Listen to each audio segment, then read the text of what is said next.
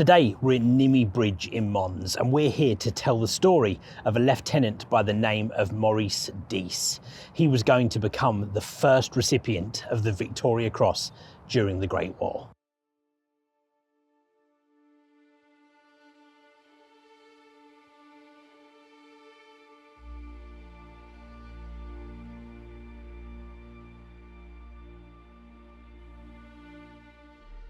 Now, we've been here at Nimy Bridge before, and we told the story of the whole battle here involving Maurice Dease and Sid Godley, the first two recipients of the Victoria Cross during the Great War.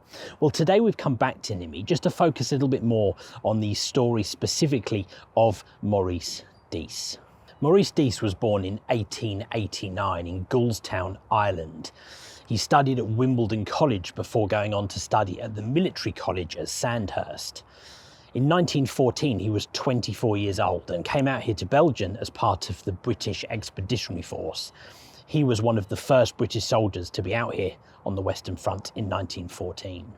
Dease was a lieutenant with the 4th Royal Fusiliers, and he was in command of 2 machine gun crews that were going to be based here at Nimy Bridge. Shortly after the battalion arrived into Mons on the 22nd of August, they were tasked with pushing forwards and setting up a defensive position here at the bridge. And on the morning of the 23rd of August, their defensive positions here were going to be attacked by a heavy German force from the other side of the canal.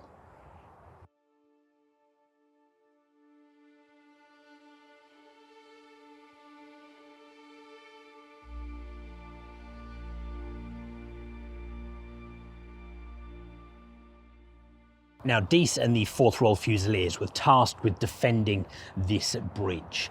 And so the 2 machine guns were set up either side of the bridge. And the gun that we're going to talk about in a little bit more detail is going to be the one that was positioned this side.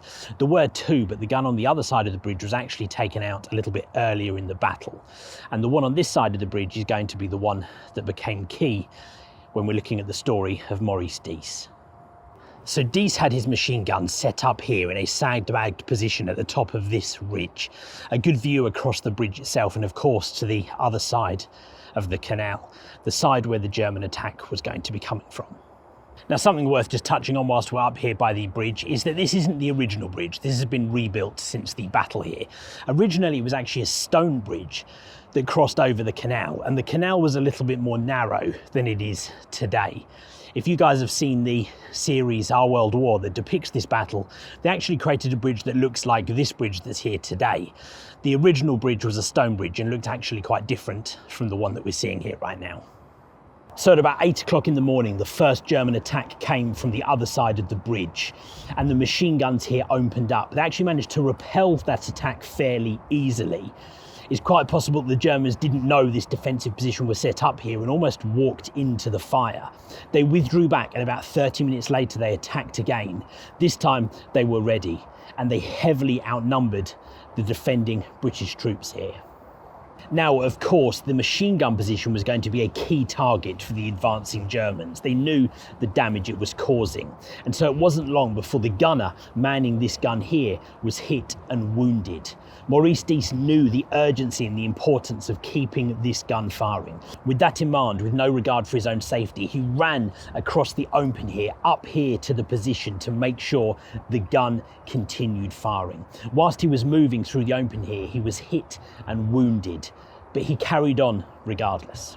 Now, as the Germans continued to advance, that machine gun was firing and firing, and it went out of action again.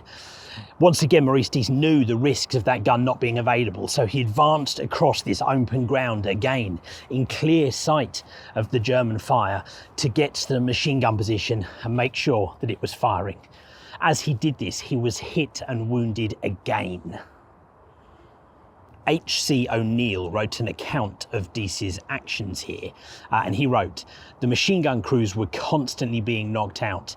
So cramped was their position that when a man was hit, he had to be removed before another could take his place. The approach from the trench was across the open, and whenever a gun stopped firing, Lieutenant Maurice Dease went up to see what was wrong.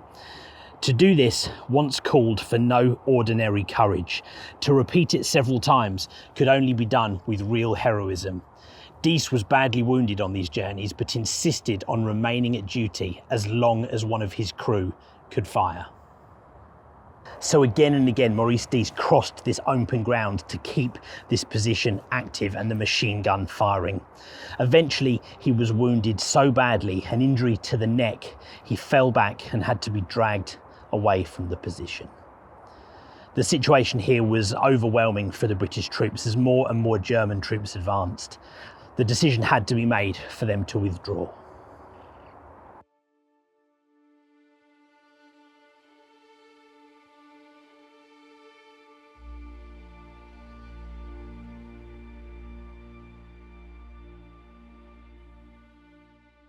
Performing those brave actions here meant Lieutenant Maurice Dease was badly wounded several times. He sadly died from those wounds, and he was posthumously awarded the Victoria Cross. He would become the first recipient of the Victoria Cross here in the Great War. But he wasn't the only one that was awarded during the fighting here in August 1914. Now, underneath the bridge here, and it's extremely windy, so hopefully you guys can hear me okay, but they have a memorial plaque that talks about the fighting here and the 4th Battalion of the Royal Fusiliers. It talks about Maurice Dease, but it also talks about Sid Godley and the way in which he manned the machine gun after Maurice Dease had been hit, and it allowed the rest of the troops to withdraw. For Godley's bravery, he was also awarded the Victoria Cross, and we've talked about that full story in a previous video.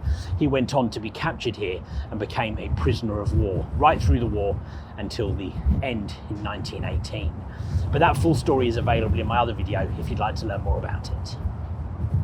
Maurice Dease was actually buried by the Germans a couple of kilometres away from where we are right now at the St. Symphorian Cemetery.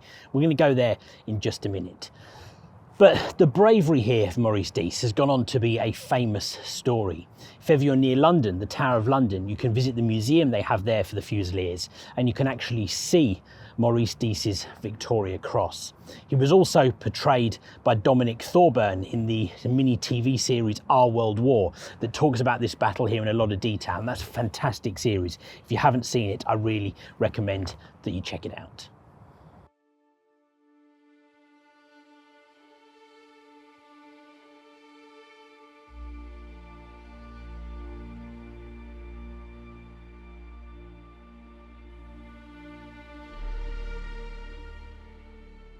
So we've come over to the St. Symphorian Cemetery just near Mons, and we're here to visit the grave of Lieutenant Maurice Dease, the man who does brave actions on the 23rd of August 1914 in Nimy Bridge. We're going to be back here again in a future video to tell a lot more about this cemetery, but for now we've come here to visit the grave of Maurice Dease to round off our video.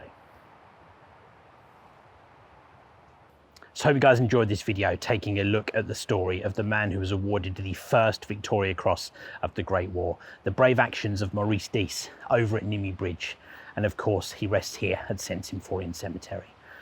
Thank you very much for watching. Hope you guys enjoyed the video. If you did, you can do the YouTube stuff here on the screen. If you want to support me, you can do that via the links in the description, through Patreon, or buy me a coffee, and I appreciate it for all of you guys who do. Thanks for watching, and I'm going to see you on the next video.